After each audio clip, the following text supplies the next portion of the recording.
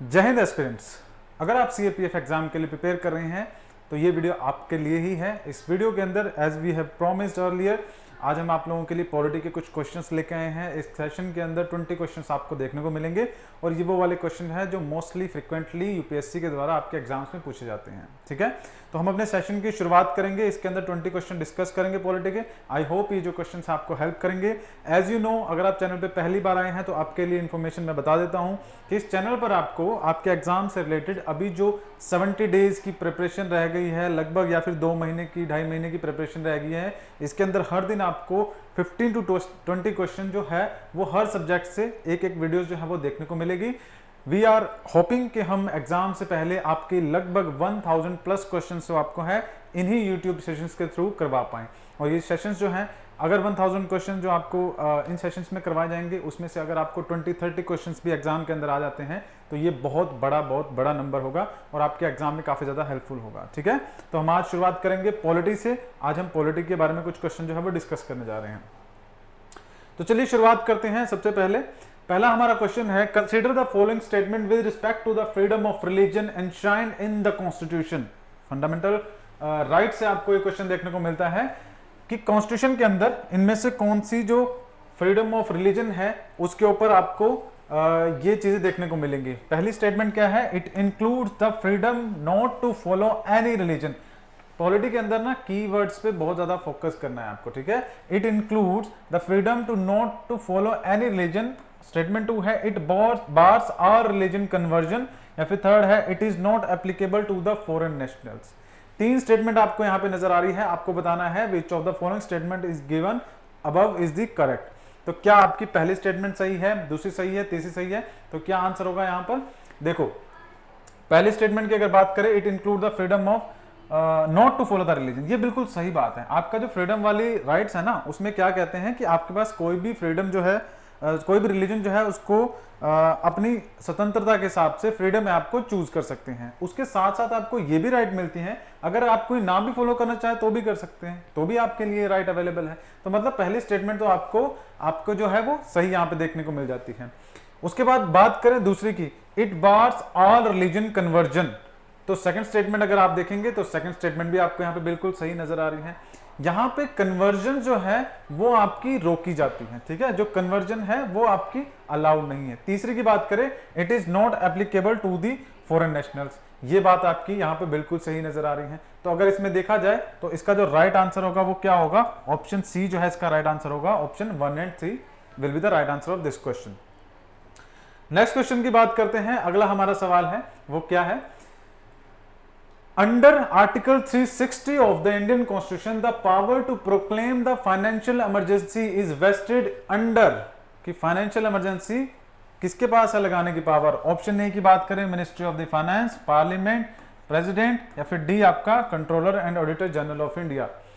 As I have already said in the previous videos, आपके question जो है वो धीरे धीरे करके, जैसे फर्स्ट सेशन चल रहे हैं अभी आपका, जो पिछली वीडियो थी उसमें ज्योग्राफी का था, ये पॉलिटी का है, फिर हिस्ट्री का, इकोनॉमी का, इस तरह से, और धीरे धीरे करके जो क्वेश्चंस का लेवल है वो नीचे से बिल्कुल ऊपर तक पहुंचाया जाए ताकि आपको सारी चीजें समझ में आए। तो यहां पे अगर बात करें, फाइनेंशियल इमरजेंसी लगाने की पावर जो है आर्टिकल 360 में वो किसके पास है? प्रेसिडेंट के पास है। Option C will be the right answer of this question. ठीक है, नेक्स्ट क्वेश्चन की बात करते हैं, which of the following language are mentioned in the 8th schedule of the Indian constitution. आप जानते हैं 8th schedule of the Indian constitution, it talks about the languages जो आपकी देश के अंदर है, 8th शेड्यूल में मेंशन है। तो उसमें कौन कौन सी लैंग्वेज आपको देखने को मिली है? Option A Bodo language, Nepali, Santhali, Urdu और इंग्लिश। यहाँ पर 4-5 ऑप्शन आपको देखने को मिल रहे हैं। आपको बताना है इनमें से कौन सा ऑप्शन आपका बिल्कुल सही है। तो बताइए इसमें 1, 2, 3, 4, 5 में क्या ऑप्शन सही हो सकता है? तो आप इसमें एक बात ध्यान रखेंगे कि यहां पर आपका जो ऑप्शन सही होगा वो क्या होगा कि इंग्लिश जो है ना आपकी, वो आपको इस 8th शेड्यूल में देखने को नहीं मिलेगी। ठीक है, क्योंकि ये 8th शेड्यूल के अंदर जितनी भी लैंग्वेजेस है उसमें ये सारी लैंग्वेज है, बोडो, नेपाली, संथाली, उर्दू, मराठी, ये सारी अलग अलग आपकी लैंग्वेजेस है, बट इंग्लिश देखने को नहीं मिलेगी। तो इसका राइट आंसर क्या होगा? Option 1, 3, 4 and 5, 1, 3, 4 and 5, that is the option B is the right answer of this question. Okay, next question पे मूव करते हैं। Which of the following are the similarities between the Indian parliamentary system and the British parliamentary system? कि Indian parliamentary system और British parliamentary system के अंदर इनमें से जो यहाँ पे मेंशन है कौन कौन सी सिमिलैरिटी आपको देखने को मिलती है। तो अगर बात कर ले, पहला ऑप्शन जो है आपका सुप्रीमेसी ऑफ द पार्लियामेंट, क्या वो इंग्लिश पार्लियामेंट में है, क्या वो इंडियन पार्लियामेंट में है।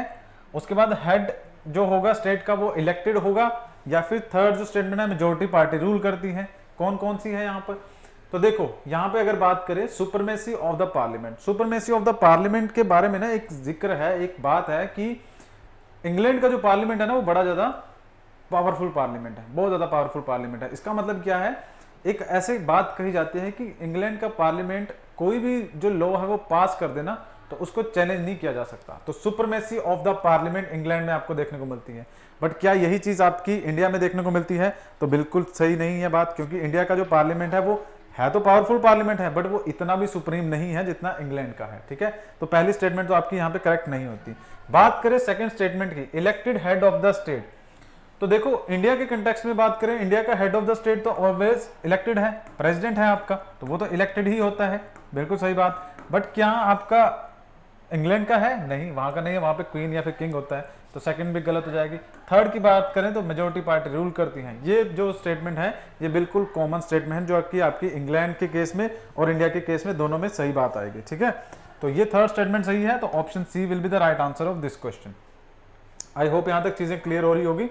कोई भी डाउट होता है तो आप कमेंट सेक्शन में डेफिनेटली मेंशन कर सकते हैं, कोई डाउट है, कोई सजेशन है तो वो आप कमेंट सेक्शन में बता सकते हैं। नेक्स्ट क्वेश्चन है आपका, consider the following functions of the functionaries of the NITI Aayog. Function नहीं है, फंक्शनरीज है, मतलब कि जो उसमें काम करते हुए आपको नजर आ जाएंगे। तो कौन कौन होते हैं, क्या उसमें चेयरपर्सन होता है, उसमें वाइस चेयरपर्सन होता है, स्पेशल इन्वाइटीज होते हैं, या फिर चीफ एग्जीक्यूटिव ऑफिसर होता है। तो देखो यहां पर अगर बात करें तो आपका नीति आयोग की फंक्शनरीज में वाइस चेयरपर्सन आपको देखने को मिलेगा, स्पेशल इन्वाइटीज देखने को मिलेंगे, चीफ आपको एग्जीक्यूटिव ऑफिसर देखने को मिलेगा, और इसका जो नीति आयोग का जो चेयरपर्सन होगा, जो हेड होगा, वो तो प्राइम मिनिस्टर ही होता है। ठीक है, तो यहां पर जो हमारा राइट आंसर होगा वो क्या होगा, option A will be the right answer of this question. 2, 3 and 4 इसका राइट आंसर होगा। नेक्स्ट क्वेश्चन पे मूव करते हैं। नेक्स्ट क्वेश्चन है आपका, Indian form of government, Indian form of government is described as a federation with the centralizing tendency, which among the following provision of the constitution supports this tendency. कि India का जो constitution है, India की sorry जो government है, उसके बारे में एक बात कही जाती है कि यहां पर क्या है, Indian government is described as the federation with the centralizing tendency, मतलब फेडरेशन भी है आपकी और उसके साथ साथ में सेंट्रलाइजिंग टेंडेंसी भी है। तो कौन सी स्टेटमेंट है आपकी कॉन्स्टिट्यूशन के बारे में जो इस चीज को बताती है। पहली की बात करें तो फर्स्ट है आपका क्या, a single and the flexible constitution, second है provision of the all India services, third है आपका appointment of the state government by the centre. तो अगर मेरे हिसाब से देखा जाए तो यहां पर ये बिल्कुल बात सही है, single and the flexible constitution, मतलब है सिंगल कॉन्स्टिट्यूशन है, फ्लेक्सिबल है, उसमें चेंजेस भी किए जा सकते हैं। Provision of all India services, आप जानते हैं यूपीएससी सिविल सर्विसेज एग्जाम की तैयारी करवाती है, तो वो आपका ऑल इंडिया सर्विसेज का प्रोविजन भी है। Appointment of the state governor bye the centre, ये भी बात सही है, तो इसका राइट आंसर क्या होगा, ऑप्शन डी होगा। 1, 2 एंड 3 ये तीनों चीजें जो है वो रिप्रेजेंट करती है कि यस इंडिया में एक फेडरलिज्म तो है, स्टेट तो है, वहां पे पावर डिवाइडेड है, but with the strong centre, centre जो है हमारा ज्यादा स्ट्रॉन्ग नजर आता है। तो ये स्टेटमेंट बिल्कुल सारी स्टेटमेंट सही है। नेक्स्ट क्वेश्चन की बात करें, consider the following statement, there is no limit to the power of the parliament to amend the constitution. पहली स्टेटमेंट ये है। सेकंड है, only the president can decide whether any matter forms a part of the basic structure of the constitution. ये question बड़ा सही है, आप ध्यान दो इस पे क्या कह रहे हैं कि there is the no limit of to the power of the parliament to amend the constitution, मतलब कि पार्लियामेंट चाहे तो कॉन्स्टिट्यूशन को कितना भी अमेंड करे, कुछ भी अमेंड करे, कोई वहां पर लिमिट नहीं है, there is the no limit. क्या ये सही बात है, ऐसा है क्या? दूसरी अगर बात करें तो दूसरी क्या है, सेकंड स्टेटमेंट है, only the president can decide whether any matter forms a part of the basic structure of the constitution. Basic structure की डॉक्ट्रिन आपने पढ़ी होगी इंडियन पॉलिटी के अंदर, वही वाले बेसिक स्ट्रक्चर की बात कर रहे हैं कि सिर्फ उसको प्रेसिडेंट जो है वही डिसाइड कर सकता है। तो ना तो इसमें पहली स्टेटमेंट सही है, ना तो इसमें दूसरी स्टेटमेंट सही है, ऑप्शन डी इसका राइट आंसर होगा। ठीक है, क्योंकि पार्लियामेंट की अमेंडमेंट की पावर में भी कुछ रिस्ट्रिक्शन जरूर है, ठीक है, और वो रिस्ट्रिक्शन क्या है, basic structure of the constitution, कि उस basic structure of the constitution को आप चेंज नहीं कर सकते हो, ठीक है। और सेकंड बात, यहाँ पर बेसिक स्ट्रक्चर की अगर बात करें तो ये डिसाइड करने की पावर किसके पास है, ये पावर होगी आपकी सुप्रीम कोर्ट के पास, ठीक है, ना कि राष्ट्रपति के पास। तो नाइदर 1 नॉर 2, कोई भी स्टेटमेंट सही नहीं है। नेक्स्ट क्वेश्चन की बात करें, which of the following may be drawbacks of the democracy, democracy के ड्रॉबैक्स क्या है। पहली चीज, हमने सुना है ना हमेशा कि डेमोक्रेसी सबसे best form of the government है, बट उसकी भी कुछ कुछ ड्रॉबैक्स होते हैं। तो यहां पर अगर आप देखें, पहला, leaders keep changing in a democracy which could leads to the instability, ठीक है। उसके बाद सेकंड स्टेटमेंट है, democracy may lead to the corruption as it is based on electoral competition, okay. Third statement, democracy increases the chances of rash and irresponsible decision making. तीन statement है यहाँ पे, इसमें से कौन सा ड्रॉबैक है डेमोक्रेसी का। देखो, पहली जब बात पे फोकस करें कि leaders keep changing in the democracy which could lead to the instability, बिल्कुल सही बात है। डेमोक्रेसी में बार बार इलेक्शन होते रहते हैं, आप खुद जानते हैं हमारी सेंट्रल गवर्नमेंट कई बार ये मुद्दा भी उठाते रहते हैं कि हमारी जो गवर्नमेंट है सेंटर की, वो हमेशा इलेक्शन मोड में ही रहती है, इलेक्शंस में ही रहते हैं। इंडिया भी पूरा इलेक्शन मोड में रहता है, हर बार कहीं ना कहीं इलेक्शंस हो रहे होते हैं। तो डेमोक्रेसी के अंदर ये प्रॉब्लम है, 5 साल के लिए सरकार बनेगी, इंस्टेबिलिटी है डेफिनेटली। सेकंड स्टेटमेंट की बात करें तो democracy may lead to the corruption it is based on the electoral competition. तो सही बात है, इलेक्टोरल कंपटीशन जब आपका होता है तो वहां पे करप्शन होता है। आप खुद जानते हैं कि वोट जो है उनको गेन करने के लिए कितना सारा जो पैसा है, जो फ्रीबीज जो है वो सप्लाई की जाती हैं, तो वो भी बात सही है। थर्ड बात करें, democracy increases the chance of the rash and irresponsible decision making. देखो, ये स्टेटमेंट थर्ड सही नहीं है। क्यों? Democracy increases the chances of the rash and irresponsible decision, ऐसा नहीं है। डेमोक्रेसी उल्टा आपका इंश्योर करती है, किस बात को इंश्योर करती है, कि ज्यादा से ज्यादा रिस्पॉन्सिबल डिसीजन जो है वो ले जाएं, क्योंकि वहां पे बहुत सारे लोग होते हैं इन्वॉल्व इस प्रोसेस के अंदर। तो ये थर्ड वाली स्टेटमेंट आपकी डेमोक्रेसी का ड्रॉबैक नहीं है, ये डेमोक्रेसी की एक खास बात है। तो इसमें राइट आंसर होगा option A, 1 and 2। The only first statement and second statement is the drawback of the democracy, third वाली नहीं है। ओके, चलिए नेक्स्ट क्वेश्चन पे मूव करते हैं। Which of the following statement is are correct regarding the fundamental rights. तो first क्या है आपका, they are sacrosanct in nature and cannot be amended. Second statement, they are available against the action of the both state and the private individual. They operate as checks on the tyranny of both executive and the legislature. तीन statement यहां पर है, आपको बताना है which of the correct statement which select the correct answer using the course B1, कि ऊपर में से कौन सी स्टेटमेंट आपकी सही नहीं है। ठीक है, तो अगर आप यहां पे ध्यान देंगे तो पहली स्टेटमेंट पे फोकस करो। ये कह रहे हैं क्या कि they are sacrosanct in the nature and can not be amended. आप जानते हैं केशव नंदा भारती केस के अंदर जो हमारे सुप्रीम कोर्ट है, उन्होंने क्या जजमेंट दी थी। केशव नंदा भारती केस, उसके अंदर सुप्रीम कोर्ट ने जजमेंट ये दी थी कि जो फंडामेंटल राइट है वो उसको अमेंड करने की पावर पार्लियामेंट के पास है। ठीक है, फंडामेंटल राइट के बारे में बात कर रहे थे, बट उसके साथ साथ बेसिक स्ट्रक्चर का उनको ध्यान रखना है पार्लियामेंट को अमेंडमेंट के टाइम पे। तो यहाँ पर बात क्या है, हम फंडामेंटल राइट जाए चाहे ना जाए वो बात अलग है, बट यहाँ पे क्या कह रहे हैं कि फंडामेंटल राइट को अमेंड नहीं किया जा सकता। तो केशवानंद भारती केस की जजमेंट अगर आप उठा के देखेंगे तो सुप्रीम कोर्ट को कह ही रहा है कि पार्लियामेंट जो है वो फंडामेंटल राइट को अमेंड कर सकता है। तो पहली स्टेटमेंट तो यहाँ पे सही नहीं होगी। दूसरी स्टेटमेंट की बात करें तो दूसरी कह रही है they are available against the action of the both state and the private individual. बिल्कुल सही बात है, स्टेट के एक्शन के अगेंस्ट तो वो है ही है, that state can not discriminate on the basis of the caste, sex, gender, ये सब चीजें। बट साथ के साथ में जो प्राइवेट इंडिविजुअल है उसके खिलाफ भी है। हम जानते हैं कि कास्टियस रिमार्क जो है वो कोई नहीं दे सकता, मतलब किसी को बोल नहीं सकता। आपका अनटचेबिलिटी की राइट है वो आपके प्रैक्टिस नहीं कर सकते, तो वो प्राइवेट के अगेंस्ट भी अवेलेबल है, वो स्टेट के अगेंस्ट भी अवेलेबल है। उसके बाद थर्ड बात करें, they operate as the checks on the tyranny of both executive and the legislature. बिल्कुल सही बात है, फंडामेंटल राइट ये करती है चेक्स एंड बैलेंसेस। तो इसका राइट आंसर क्या होगा? Option C will be the right answer of this question. 2 and 3 is the right answer of this question. Next question की बात करें, which of the following statement is are correct with the regard to the fundamental duties. Fundamental duties के बारे में कौन सी statement आपकी सही है? They can be used by the courts to determine the constitutionality of a law. उसके बाद है आपका they can B enforced bye the parliament through a legislation. तो पहली स्टेटमेंट की बात करें फंडामेंटल ड्यूटीज के बारे में, कौन सी स्टेटमेंट यहां पे करेक्ट है? They can be used by the court to determine the constitutionality of a law, and second है आपका they can be enforced by the parliament through a legislature. कौन सी स्टेटमेंट सही होगी? तो देखो इसका आंसर जो होगा वो ऑप्शन डी होगा। इसका आंसर ऑप्शन डी होगा। क्यों डी होगा उसके ऊपर बात करते हैं।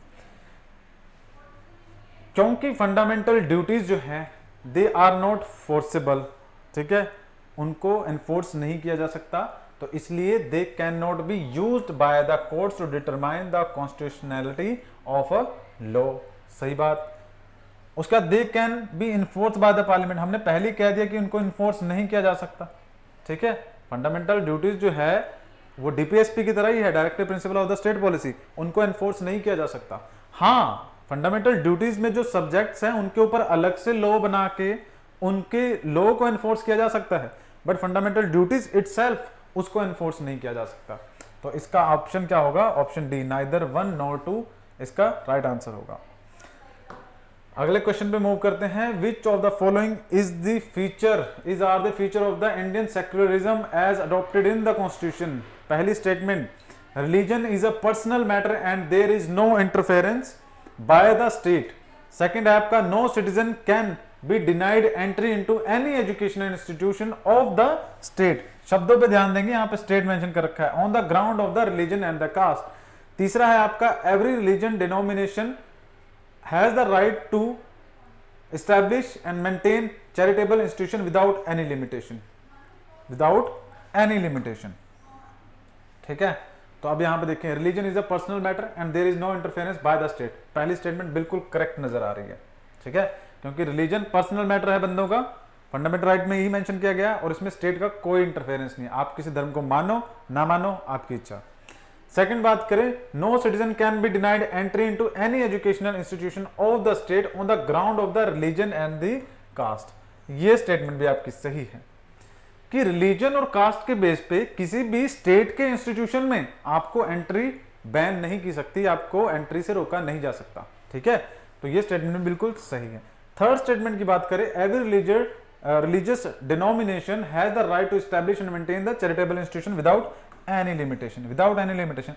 अगर देखो ये यहाँ पर ये शब्द ना होते ना तो इस क्वेश्चन का आंसर कुछ और होता, बट विदाउट एनी लिमिटेशन उन्होंने लिख दिया, तो यहाँ पर इस क्वेश्चन के स्टेटमेंट का मतलब बदल गया। लिमिटेशन तो डेफिनेटली है। लिमिटेशन क्या है? पब्लिक ऑर्डर, मोरल और हेल्थ, ये सारी लिमिटेशन है जो कि यहाँ पे लगाई जा सकती हैं। तो थर्ड स्टेटमेंट आपकी सही नहीं होगी, ओनली फर्स्ट और सेकंड स्टेटमेंट ही सही है यहाँ पर, इसलिए ऑप्शन बी जो होगा इसका राइट आंसर हमें देखने को मिलेगा। नेक्स्ट क्वेश्चन की बात करें, नेक्स्ट है आपका question, which of the following supreme court cases is are related to the disputes conflict between the fundamental right and the directive principles of the state policy? तो यहाँ पे पहला है IR कोहेलो केस 2007 का, Gorakhnath case 1967, Maneka Gandhi case 1978, Minerva Mills case 1980। इसका जो right answer होगा, अगर आपने केसेस पढ़े हैं तो ये दो केसेस होंगे, गोरखनाथ केस और मिनर्वा मिल्क केस। ये दोनों केसेस जो थे इसमें सुप्रीम कोर्ट के जजमेंट्स आई थी, या फिर इसमें डिस्प्यूट्स के ऊपर बात हुई थी, किसमें? फंडामेंटल राइट और डायरेक्टिव प्रिंसिपल्स के बीच में, ठीक है। बात करें इन अदर केसेस की, तो मेनका गांधी वाला केस आपका अलग है, ये आपका आर्टिकल 21 के ऊपर था, right to life and personal liberty. IR Coelho case भी आपका फंडामेंटल राइट से रिलेटेड था, but it is not about the directive principle against the fundamental rights, ठीक है। तो ये दो केसेस सही हैं, जिसमें 2 और 4 आपका राइट आंसर होगा। Option B will be the right answer of this question. इस तरह के क्वेश्चन भी यूपीएससी पूछती है, तो जो इंपॉर्टेंट जजमेंट्स है ना वो भी आपको ध्यान में रखनी पड़ेगी। नेक्स्ट बात करते हैं, Which of the following would fall under the definition of state as defined in Article 12 of the Constitution? आप जानते हैं फंडामेंटल राइट जब हम स्टार्ट करते हैं पार्ट 3 ऑफ द कॉन्स्टिट्यूशन में, तो 12 से हम शुरू करते हैं। तो 12 स्टार्टिंग में बात क्या करता है? वो यही बात करता है कि स्टेट जो शब्द हम यूज करेंगे फंडामेंटल राइट में बार बार, उस स्टेट का मतलब क्या है। तो वो आर्टिकल 12 में क्या कह रहे हैं कि क्या उसमें दिल्ली मेट्रो रेल कॉर्पोरेशन आएगा, जो वो स्टेट शब्द यूज कर रहे हैं, उस स्टेट शब्द के अंदर दिल्ली DMRC आएगा कि नहीं आएगा, या फिर unique identification authority of India UIAI, ठीक है। उसके बाद आपका नीति आयोग आएगा कि नहीं आएगा, RBI आएगा कि नहीं आएगा, किसके अंदर, जो वर्ड स्टेट यूज किया गया है आर्टिकल 12 के अंदर। तो देखो आर्टिकल 12 में स्टेट शब्द की जो डेफिनेशन है उसके हिसाब से गवर्नमेंट के जितने भी इंस्टीट्यूशंस हैं वो सारे पार्ट हैं आर्टिकल 12 का, जो स्टेट शब्द है उसका। तो इसका राइट आंसर क्या है, ये भी सही है, ये भी सही है, ये भी। तो आर्टिकल सॉरी जो ऑप्शन डी है उसका राइट आंसर होगा। ऑप्शन 1, 2, 3 एंड 4 सारे इसके राइट आंसर हैं। नेक्स्ट क्वेश्चन की बात करते हैं। With reference to the central vigilance commission consider the following statement. Statement 1 है it is a constitutional body. Second statement है its chairman and members are appointed by the president. Which of the following statement is are correct. तो देखो पहली statement की बात करें तो पहली स्टेटमेंट अगर आप जानते हैं, आपने कॉन्स्टिट्यूशनल नॉन कॉन्स्टिट्यूशनल बॉडी पढ़ी होगी तो आप जानते होंगे सीवीसी जो है वो एक एग्जीक्यूटिव ऑर्डर के थ्रू बनाया गया था। It is not a constitutional body. So पहली स्टेटमेंट आपकी गलत है। उसके बाद सेकंड स्टेटमेंट की बात करें it's chairman and members are appointed by the president, ये स्टेटमेंट बिल्कुल सही है। तो इसका राइट आंसर ऑप्शन बी हो जाएगा। ये आपका कॉन्स्टिट्यूशनल और नॉन कॉन्स्टिट्यूशनल बॉडी वाला जो टॉपिक है वहां पे आता है, वो यहां से क्वेश्चन काफी ज्यादा पूछते हैं यूपीएससी, तो उन पे ज्यादा फोकस कीजिएगा। Which of the following is correct to the right of the constitutional remedies provided in the Article 32 of the Constitution? It is invoked to determine the constitutionality of any executive order or legislation if it is directly infringes any of the fundamental right. ठीक है। Second statement, the Supreme Court has original and exclusive jurisdiction in case of the enforcement of the fundamental right. और third है आपका it is a basic feature of the Constitution cannot be taken away by the even by the constitutional amendment. देखो पहली और third statement जो है यहाँ पे करेक्ट नजर आ रही है, और सेकंड स्टेटमेंट करेक्ट क्यों नहीं नजर आ रही, क्योंकि जब भी आप पढ़ते हैं ना, आप क्या पढ़ते हैं अंदर आर्टिकल 32 और आर्टिकल 226, यहाँ पे दो सुप्रीम कोर्ट की बात करें, यहाँ पे हाई कोर्ट की बात करें, इनके पास क्या पावर है कि ये रिट्स इश्यू कर सकते हैं। किस केस में, फंडामेंटल राइट के केस में।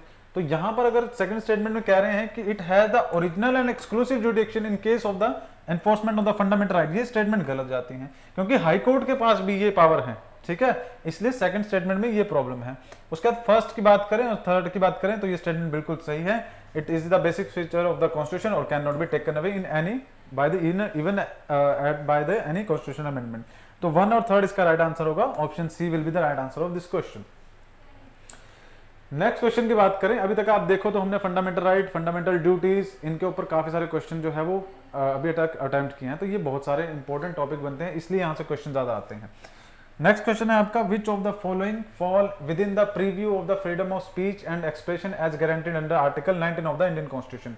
क्या उसमें फ्रीडम ऑफ साइलेंस आता है, freedom to right to strike आता है, राइट टू टेलीकास्ट आता है, right to know about the government activities. तो अंडर आर्टिकल 19 अगर आप पढ़ोगे फंडामेंटल राइट्स में, उसमें आप सारा कुछ पढ़ोगे बट ये टर्म नहीं देखोगे आप, राइट टू स्ट्राइक। ठीक है, क्योंकि freedom of speech and expression आपको अलाउ करता है अपनी बात एक्सप्रेस करने का, रखने का, कहीं भी जाने का, मूव करने का, गवर्नमेंट की एक्टिविटीज को नो जानने का, बट स्ट्राइक करने की राइट तो नहीं देते, क्योंकि उसमें सिंपली मेंशन कर रखा है कि you can sit anywhere to protest but you are not allowed to use violence. ठीक है, तो आप वो नहीं कर सकते, इसलिए यहाँ पे स्टेटमेंट 1, 3 एंड 4 आपकी सही होगी। तो ऑप्शन ए जो होगा इस क्वेश्चन का राइट आंसर होगा। नेक्स्ट क्वेश्चन की बात करें, consider the following statement with reference to the idea of liberalism in the context of the Indian constitution. Option A है आपका, Indian liberalism give primacy to the rights of the individual over the rights of the community. Second statement आपकी, reservation for the SC/ST community in the constitution are an example of the Indian liberalism. तो देखो पहली statement की अगर मैं बात करूं तो पहली स्टेटमेंट आपकी बिल्कुल सही है, क्योंकि इंडियन लिबरलिज्म के अंदर प्राइमेसी जो दी गई है वो किसको दी गई है, इंडिविजुअल की राइट को दी गई है ओवर द कम्युनिटी राइट्स। ठीक है, और सेकंड स्टेटमेंट की बात करें, reservation of the SC/ST community in the constitution and example of the Indian liberalism. तो ये स्टेटमेंट भी बिल्कुल सही है। तो ऑप्शन सी इसका राइट आंसर होगा। ऑप्शन 1 एंड 2 बोथ इसके राइट आंसर है। नेक्स्ट क्वेश्चन की बात करें, which of the following issues can be taken up by the national human right commission. Issue of the manual scavenging, problem faced by the notified and denotified tribes, issue related to the right to the health. तो तीनों जो statement है बिल्कुल सही है। आपका national human right commission के पास ना सो मोटो केसेस लेने की पावर होती है, मतलब वो उनके पास अगर आप जाओगे तब तो आपकी सुनवाई होगी, अगर आप नहीं भी जाओगे तो भी वो अपने आप कोई भी जो केसेस है उनको सो मोटो एक्सेप्ट कर सकते हैं, ले सकते हैं। तो पहली, सेकंड, थर्ड ये तीनों स्टेटमेंट सही हैं। तो option C will be the right answer of this question. आप मुझे कमेंट में बताइएगा कि नेशनल ह्यूमन राइट कमीशन जो है वो आपका कॉन्स्टिट्यूशनल बॉडी है या नॉन कॉन्स्टिट्यूशनल बॉडी है। अगर कॉन्स्टिट्यूशनल बॉडी है तो वो किस आर्टिकल के अंडर आती है। नेक्स्ट क्वेश्चन की बात करें, with reference to the election commission consider the following statement, condition of the office and tenure of the office are provided under article 324। Second statement है chief election commissioner exercise veto power over the matter discussed on the election commission. Third है आपका CEC does not hold office during the pleasure of the president.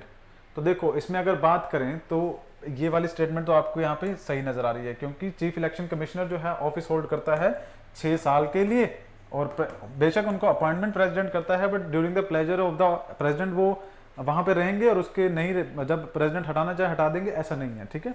उसके बाद बात करें condition of the office and tenure of the office provided under article 324, ये गलत है। Election commission article 324 कहता है कि there will be a election commission who is responsible to conduct the election, ठीक है, बट उसके टेन्योर और ऑफिस कंडीशंस के बारे में यहाँ पे बात नहीं है। सेकंड स्टेटमेंट की बात करें तो ये कहता है आपका chief election commission exercise veto power over the matter discussed in the election commission. तो अगर इसकी बात करें तो ये आपका ये स्टेटमेंट जो होगी ये भी सही नहीं होगी, तो यहाँ पे राइट आंसर ऑप्शन बी होगा। यहाँ पे कोई वीटो पावर इस तरह की चीफ इलेक्शन कमिश्नर के पास नहीं होगा, ज्वाइंटली सहमति से वो जो डिसीजन है वो आपके लिए जाते हैं। नेक्स्ट क्वेश्चन की बात करते हैं 20th question, president rule consider the following statement, president rule, national emergency, martial rule, इनमें से कौन सा ऐसा सरकमस्टांस है जहां पर किसी भी पर्सन की फंडामेंटल राइट जो है वो, इंडियन सिटीजन की फंडामेंटल राइट जो है वो इफेक्ट होगी। तो आप जानते हैं president rule, national emergency, martial law, ये 3 तरह की जो अलग अलग सिचुएशन है। इसमें प्रेसिडेंट रूल तो होता है जब किसी भी स्टेट की government according to the constitution के प्रोविजन काम नहीं कर पाती है, तो उस टाइम पे प्रेसिडेंट रूल लगाया जाता है, और एक ये पर्टिकुलर स्टेट के ऊपर लगाया जाता है, और इससे वहां के लोगों की, सिटीजन्स की राइट पे कोई इफेक्ट नहीं पड़ता, क्योंकि ये स्टेट की गवर्नमेंट के अगेंस्ट लगा है, क्योंकि वहां की गवर्नमेंट अच्छे से परफॉर्म नहीं कर पा रही है, कॉन्स्टिट्यूशन के प्रोविजंस के अकॉर्डिंग काम नहीं कर रही है। नेशनल इमरजेंसी पूरे देश में या किसी एक स्टेट में भी इंप्लीमेंट हो सकती है, किसी एक पार्ट में भी हो सकती है, तो यहाँ पे फंडामेंटल राइट पे डेफिनेटली इफेक्ट पड़ता है। मार्शल लॉ में भी आप जानते हैं जम्मू कश्मीर या फिर नॉर्थ ईस्टर्न स्टेट्स में जब मार्शल लॉ लगता है तो वहां पे उनकी फंडामेंटल राइट को कर्टेल कर दिया जाता है। तो सेकंड और थर्ड स्टेटमेंट सही है, तो इसका ऑप्शन सी जो होगा वो राइट आंसर होगा इस क्वेश्चन का, ठीक है। तो ये सारे जो क्वेश्चन थे हमने आज के सेशन में जो है उनको पढ़ा समझा। इसी तरह के और जो वीडियोस है, सेशंस हैं, आपको इस चैनल पे मिलते रहेंगे। तो अगर आप पहली बार चैनल पे आए हैं तो चैनल को जरूर सब्सक्राइब कीजिएगा, सब्सक्राइब करना, वीडियो को शेयर करना और लाइक करना। कोई भी कमेंट्स हैं, सजेशन है, आप कमेंट सेक्शन में बता सकते हो। और इस चैनल पे आपको इसी तरह की और वीडियोस जो हैं और भी मिलती रहेगी। तो अगली बार मिलेंगे आपसे कुछ और क्वेश्चंस के साथ। हमारा टारगेट है कि आपके एग्जाम से पहले हम आपको 1000+ क्वेश्चंस करवाएं, हर सब्जेक्ट में आपको ये देखने को मिलेंगे। तो उसी में आपको ये इस सीरीज में आपको बहुत सारे वीडियोस चैनल पे देखने को मिलेंगे। अगली बार मिलेंगे, स्टे ट्यून्ड, तब तक के लिए धन्यवाद।